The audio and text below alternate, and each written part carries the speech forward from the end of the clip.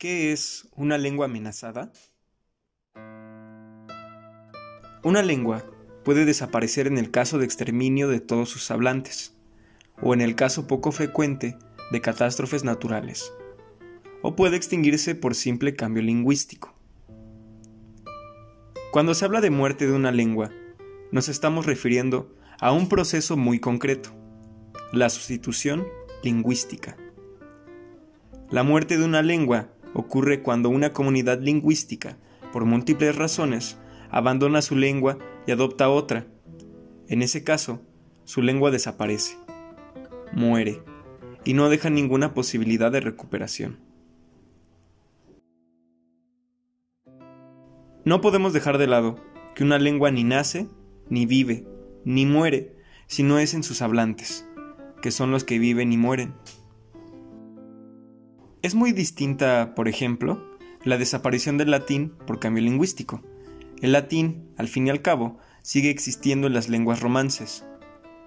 A la desaparición del dálmata con la muerte de su último hablante, puesto que previamente la comunidad dálmata había iniciado el proceso de sustitución y su lengua ha desaparecido sin dejar rastro. El paso previo a la sustitución debe ser, necesariamente, el bilingüismo de la comunidad. Nadie puede abandonar una lengua si no dispone de otra para comunicarse.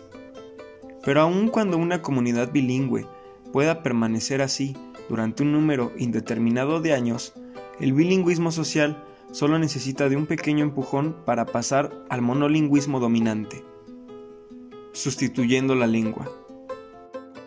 La sustitución lingüística es tan antigua como la relación entre lenguas, lo cual es casi como decir que es tan vieja como la misma existencia del lenguaje. Pero no podemos olvidar que las condiciones de la vida actual la han acelerado vertiginosamente. Es casi un tópico la aceptación de que muchas lenguas deben desaparecer. Este parece un hecho inevitable, y ante esto se da el diseño de planes de salvación de algunas. Otro aspecto importante que da origen a la desaparición de ellas es la sociedad de la información digital globalizada. En el caso de México, este es uno de los países con la mayor riqueza cultural y lingüística del mundo. Sin embargo, el 70% está en riesgo de desaparecer por la discriminación que enfrenta a sus hablantes, según el Instituto Nacional de Lenguas Indígenas, INALI.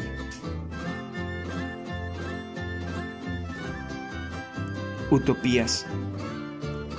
Esta opinión puede verse como una simple utopía, sin ningún contacto con la realidad, pero la realidad es la catástrofe.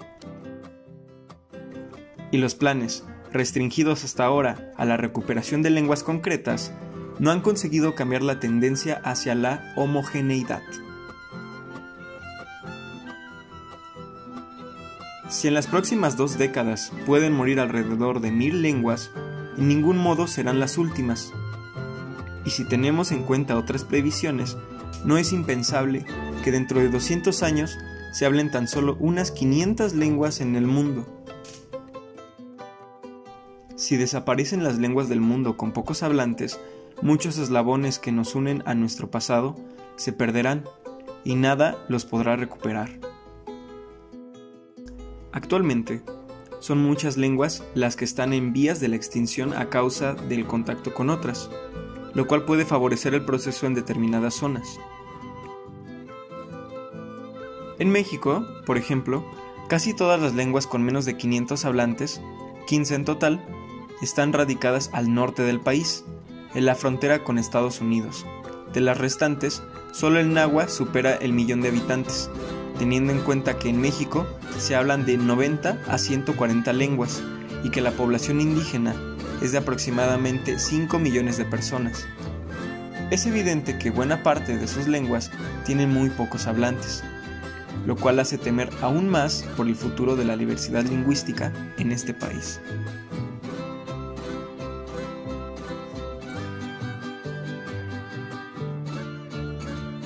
El ayapaneco.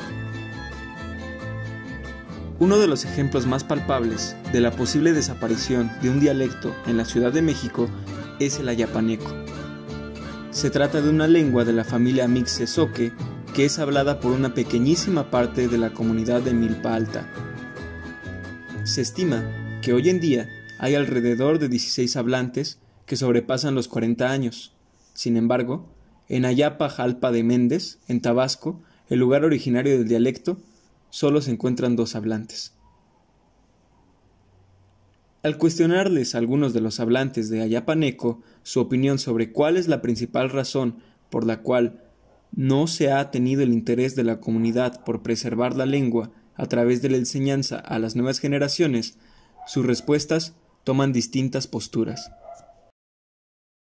Siempre fue pensada como una lengua donde se decían groserías por el sonido de sus palabras. ¿Usted habla ayapaneco? No, no me gusta. ¿No le gusta? No. ¿Por qué? Porque en el tiempo de nosotros, nuestras mamás no les gustó esa voz. Teníamos una mamá muy diferente. Mi papá sí lo platicaba mucho con mi abuelita. Pero mi mamá era de otra raza, ¿no? ¿Qué raza? De jalpaneca, decía ella, que esos son mis abuelitos. Y ellos dicen, mi mamá dice, ay no, dice, porque esa voz, dice, ahí me mal hablan, dice. Y a mis hijas no le van a enseñar ese idioma. Ocasionaba la segregación de los indígenas, siendo señalados despectivamente por la entonación de la lengua.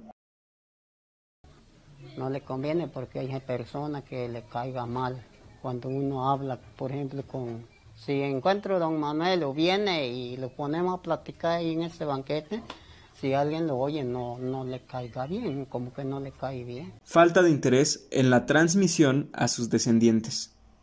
¿Esos jóvenes hablan ayapaneco? No. Y hay unos jóvenes que podrían enseñarse el idioma, pero la verdad que no lo quieren hablar. ¿Por qué no lo quieren hablar? Porque ellos según le toman la vergüenza de que está muy feo la palabra. Negación de la identidad indígena. Un poco cuando está llamado seco, ahora de ilote le llaman banmoc. Un banmoc cuando está de ilote. Y cuando no se le da seriedad a la importancia de una lengua. Una parte lo trata en burla, burlándose. Otra parte lo trata como broma. Les sirve de chiste, de gracia, todo lo que él les diga. Y otra parte pues lo insulta, lo denigran. Le dicen, ese no sabe hablar bien. Hay una palabra, no sé si conoces esa palabra que aquí se usa mucho. Le dicen, ese es un tartajoso. Es como decir, ese usa trabalenguas para hablar. Y tartajoso aquí es insultar.